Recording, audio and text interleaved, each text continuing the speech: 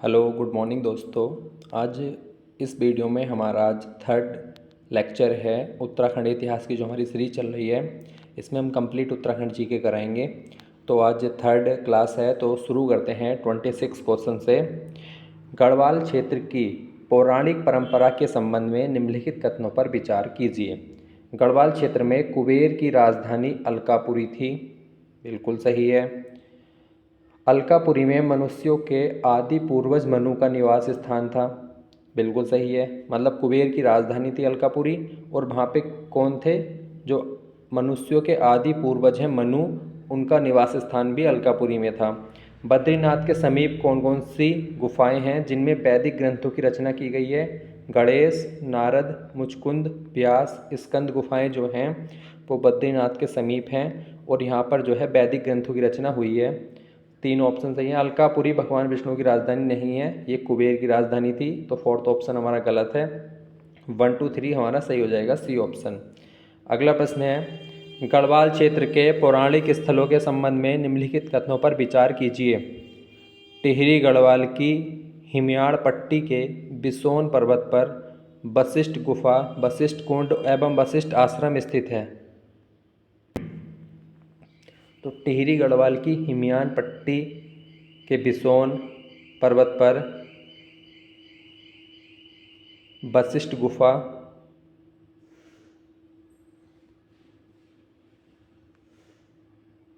वशिष्ठ कुंड एवं वशिष्ठ आश्रम स्थित हैं, बिल्कुल सही है। देवप्रयाग में भगवान राम ने भगवान शिव की तपस्या की थी, बिल्कुल सही है। टिहरी गढ़वाल में तपोवन में लक्ष्मण जी ने तपस्या की थी, ये भी बिल्कुल सही है। तपोवन में भरत जी ने तपस्या की थी, ये गलत है, तो 1 2 3 हमारा सही है। नेक्स्ट क्वेश्चन, रामायण काल के संबंध में निम्नलिखित कथनों पर विचार कीजिए। बाणासुर का राज्य गढ़वाल क्षेत्र में था, बिल्कुल सही है। उसकी राजधानी ज्योतिषपुर जोशीमठ जो वर्तमान चमोली में है, ये भी बिल्कुल सही है। लक्ष्मण के पुत्र अंगद एवं चंद्रकेतु का राज्य हिमालय क्षेत्र में स्थित था, ये भी सही है। बाणासुर की राजधानी श्रीनगर, ये गलत है। बाणासुर की राजधानी कहाँ थी? जोशीमठ में थी, तो 1 2 3 हमारा ये भी सही हो जाएगा। महाभारत के वन पर्व में केदारनाथ को भृंगतुंग कहा गया, बहुत इंपॉर्टेंट है, पूछा जाता है कि केदारनाथ को क्या कहा गया, तो भृंगतुंग किसमें कहा गया? महाभारत के वन पर्व में। वन पर्व के अनुसार गढ़वाल क्षेत्र में पुलिंद, कुडिंद एवं किरात जातियों का आधिपत्य था, बिल्कुल सही है।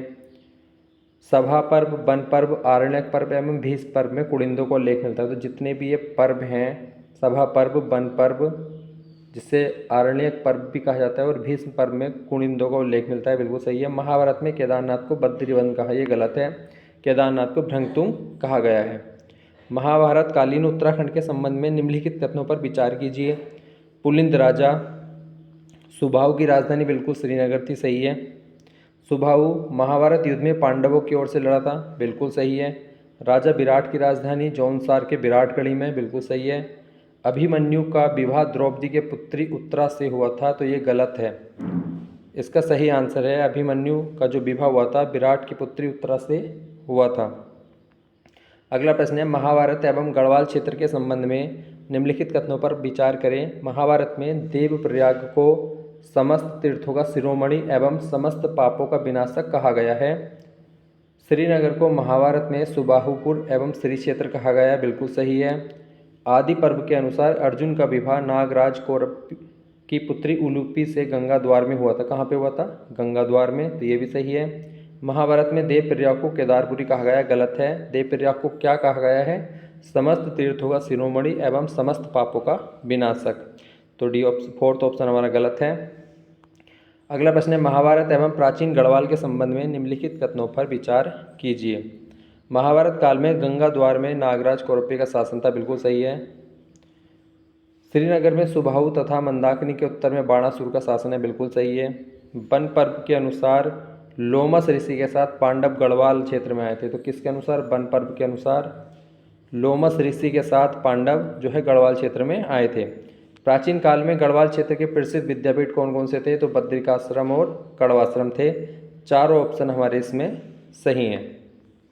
अगला प्रश्न है, कड़वाश्रम के संबंध में निम्नलिखित कथनों पर विचार करें। कड़वाश्रम पौड़ी जनपद के कोटद्वार के निकट स्थित है, बिल्कुल सही है। कोटद्वार से 10 किलोमीटर की दूरी पे जो है कड़वाश्रम है। यह दुष्यंत एवं शकुंतला के प्रेम प्रसंग के कारण प्रसिद्ध है, सही है।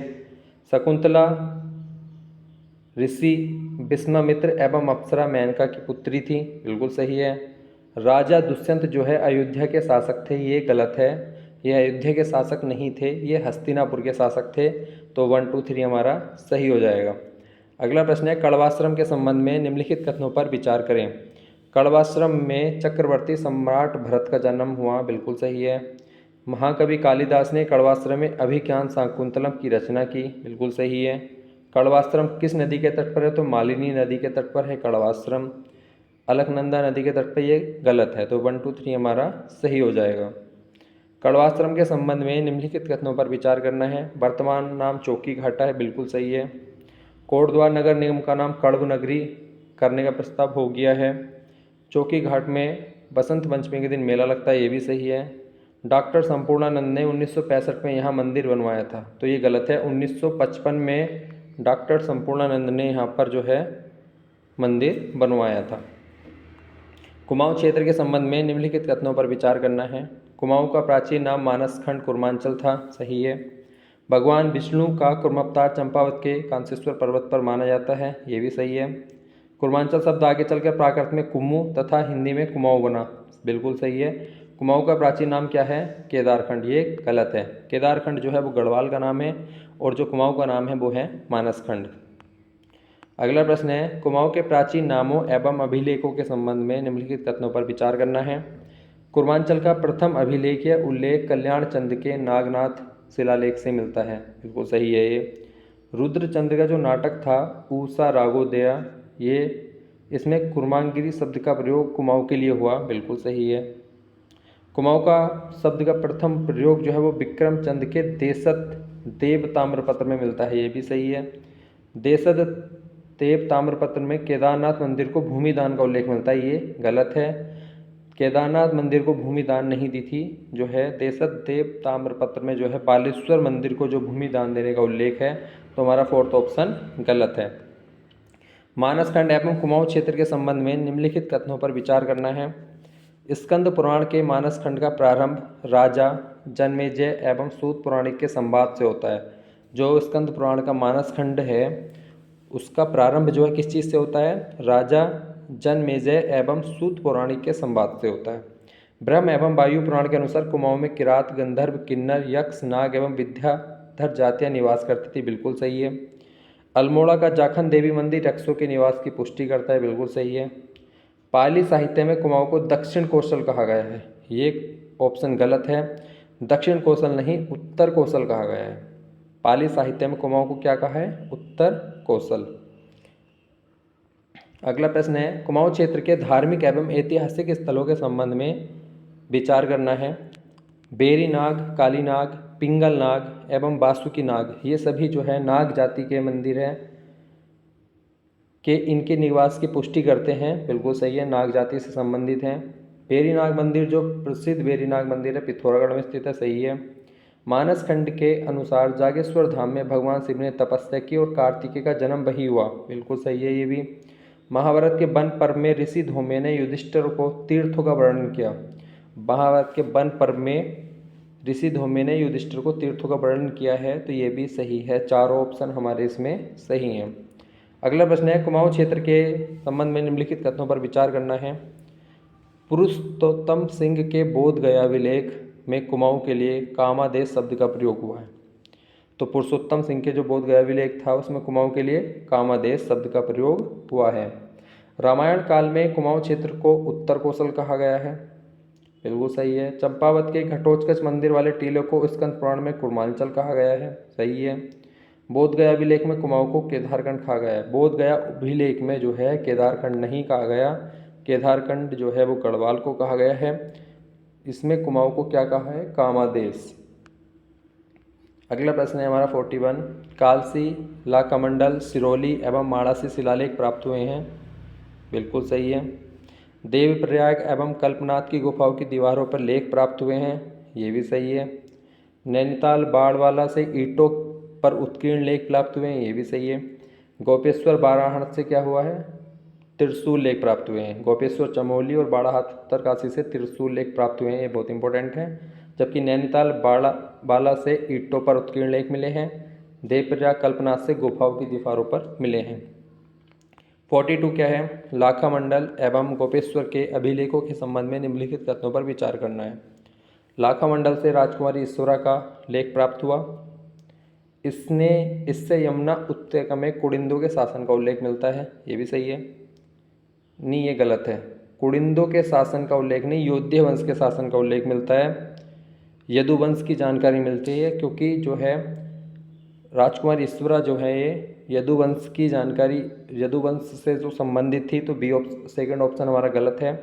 गोपेश्वर के रुद्रशिव मंदिर में गणपति नाथ एवं अशोक चल के त्रिशूल लेख प्राप्त हुए हैं। गोपेश्वर से और बाड़ाहाट से ये जो है यहाँ से त्रिशूल लेख प्राप्त हुए हैं। बाड़ाहाट त्रिशूल लेख संस्कृत लिपि में लिखा गया है, तो ये भी सही है। तो दो जगह से हमें प्राप्त हुए हैं, गोपेश्वर और एक बाड़ाहाट से त्रिशूल लेख प्राप्त हुए हैं। और लाखा मंडल से जो है राजकुमारी ईश्वरा का लेख प्राप्त हुआ है। और यमुना उपत्यका में कुड़िंदों का शासन नहीं, यदुवंश के शासन की जानकारी मिलती है। तो 1, 3, 4 हमारा सही हो जाएगा। अगला प्रश्न है, अभिलेख मुद्राओं से संबंधित निम्नलिखित कथनों पर विचार करना है। देवलगढ़ एवं कोलसारी से मूर्ति पीठी का लेख प्राप्त हुए हैं। कुषाणकालीन मुद्राएं मुनि की रेती एवं सुमाणी से प्राप्त हुई हैं, बिल्कुल सही है। कार्तिकेयपुर राजाओं के ताम्रपत्र एवं शिलालेख केवल पांडुकेश्वर से प्राप्त हुए हैं। कार्तिकेयपुर राजाओं के ताम्रपत्र एवं शिलालेख केवल पांडुकेश्वर से प्राप्त हुए हैं, बिल्कुल गलत है। बालेश्वर मंदिर चंपावत से भी कार्तिकेयपुर कालीन अभिलेख प्राप्त हुए हैं, बिल्कुल सही है। तो थर्ड ऑप्शन हमारा गलत है, 1, 2, 4 हमारा सही है। तो थर्ड ऑप्शन क्या है कि अभिलेख पांडुकेश्वर से प्राप्त नहीं हुए, सिर्फ कंडारा, बैजनाथ, बागेश्वर और बालेश्वर मंदिर कई स्थानों से प्राप्त हुए हैं। कुषाण काल कार्तिकेयपुर राजाओं जो थे उनके ताम्रपत्र जो है कई स्थानों से प्राप्त हुए हैं। उत्तराखंड की मुद्राओं के संबंध में निम्नलिखित कथनों पर विचार करना है। अल्मोड़ा से जो प्राप्त सिक्के हैं वो कुड़िन शासकों से संबंधित है, बिल्कुल सही है। सिक्कों की खोज कब हुई है? तो 1975 में हुई है। सिक्कों पर शिवदत्त, शिवपालित, हरिदत्त, गोमित्र के नाम अंकित हैं। तीसरी सदी का मुद्रा लेख लाखा मंडल से प्राप्त हुआ है, ये गलत है। तीसरी सदी का जो मुद्रा लेख है वो मोर ध्वज से प्राप्त हुआ है, तो हमारा फोर्थ ऑप्शन गलत है। उत्तराखंड के पुरातात्विक अवशेषों के संबंध में निम्नलिखित कथनों पर विचार करना है। सेनापानी स्तूप नैनीताल में स्थित है। इतिहासकार इसे शुंगकालीन मानते हैं। देवल गांव से भैंसामुखी चतुर्भुज मानव प्रतिमा प्राप्त हुई है और इस प्रतिभा को गुप्तकालीन माना गया है, तो डी ऑप्शन फोर्थ ऑप्शन हमारा गलत है, इसे सैंदवकालीन माना गया है। बाकी तीन ऑप्शन हमारे सही हैं। नेक्स्ट क्वेश्चन है, प्रयुक्त शिलालेखों में प्रयुक्त प्रशासनिक शब्दावली के संबंध में बताना है। महत्तम जो है ग्राम शासक, बिल्कुल सही है। प्रतिहार द्वार रक्षक, ये भी सही है। कुलचारिक तहसीलदार को कहते हैं। बलाध्यक्ष जो है वो सेना नायक को कहा जाता है, जबकि लेखा परीक्षक जो होता है वो अक्षपटलिक होता है। तो बलाध्यक्ष किसको? सेना नायक, और लेखा परीक्षक अक्षपटलिक। अगला प्रश्न है, कालसी शिलालेख की खोज 1860 में मी फॉरेट ने की थी। इसका निर्माण अशोक ने 257 ईस्वी पूर्व में कराया था, बिल्कुल सही है। मौर्य काल का एक शासक था अशोक, उन्होंने 257 ईस्वी पूर्व में जो है कालसी शिलालेख की स्थापना की थी, जिसकी खोज 1860 में मी फॉरेस्ट ने की। यह यमुना एवं टॉन्स नदियों के संगम के निकट स्थित है। कहाँ पर? यमुना और टॉन्स नदियों के संगम पे देहरादून में स्थित है। स्थानीय भाषा में से चित्रशिला कहा जाता है, तो चारों ऑप्शन हमारे इसमें सही है। कालसी शिलालेख में जो है प्राकृत भाषा एवं ब्राह्मणी लिपि में लिखा गया है, बिल्कुल सही है। पाली उस समय जनसाधारण की भाषा थी, बिल्कुल सही है। इसमें मनुष्य एवं पशुओं के चिकित्सा व्यवस्था का उल्लेख है, बिल्कुल सही है। इसमें लोगों से हिंसा अपनाने का संदेश दिया गया है, ये गलत है। हिंसा न अपनाने का संदेश दिया गया था, तो 1, 2, 3 हमारा सही है। कालसी का प्राचीन नाम सुधनगर एवं कलकूट था, बिल्कुल सही है। कालसी कुड़िंदों की राजधानी भी रही है, बिल्कुल सही है। महावंश के अनुसार मोगलपुत्र तिस ने हिमवंत क्षेत्र में धर्म प्रचार हेतु मंजिम एवं उसके 4 साथियों को भेजा था। ये इंपॉर्टेंट स्टेटमेंट है, सही है ये भी। कालसी अभिलेख से स्पष्ट होता है कि उत्तराखंड कभी भी मौर्य साम्राज्य के अधीन नहीं था, तो ये गलत है। कालसी अभिलेख से स्पष्ट है कि उत्तराखंड भी मौर्य साम्राज्य के अधीन था। कुणिद जो हैं वो मौर्य साम्राज्य के अधीन मतलब समकालीन रहे हैं, तो ये बिल्कुल गलत है, फोर्थ ऑप्शन। अगला क्वेश्चन है, कालसी के ऐतिहासिक महत्व के संबंध में निम्नलिखित कथनों पर विचार करना है। कालसी शिलालेख में 5 यूनानी राजाओं का उल्लेख मिलता है, बहुत इंपॉर्टेंट है, आया भी एग्जाम में। सिरमौर इतिहास के अनुसार कालसी सिरमौर राज्य की राजधानी रही है। करम प्रकाश ने लगभग 1621 में राजधानी कालसी से नाहन स्थानांतरित की। कालसी कभी सिरमौर राज्य की राजधानी नहीं रही, गलत है। कालसी सिरमौर की राजधानी थी। 5 यूनानी राजाओं का उल्लेख मिलता है और 1621 में करम प्रकाश ने राजधानी कालसी से नाहन स्थानांतरित की थी। तो ये आज हमारे 50 क्वेश्चन जो है कंप्लीट हो गए। लेक्चर आज हमारा 3 था, ऐसे ही हम कंटिन्यू सीरीज को रखेंगे। कमेंट बॉक्स में ज़रूर बताएं और चैनल को लाइक शेयर सब्सक्राइब जरूर करें। और जिसको हमारे टेलीग्राम पर एक हमारा पेड कोर्स चल रहा है 23 अगस्त और PCS प्री और जितने भी एग्ज़ाम हैं लोक सेवा आयोग के और UK SSS के, सभी के लिए बहुत हेल्पफुल है। तो उससे जुड़ने के लिए आप टेलीग्राम में के जो लिंक है उससे ज़रूर जुड़ें। धन्यवाद।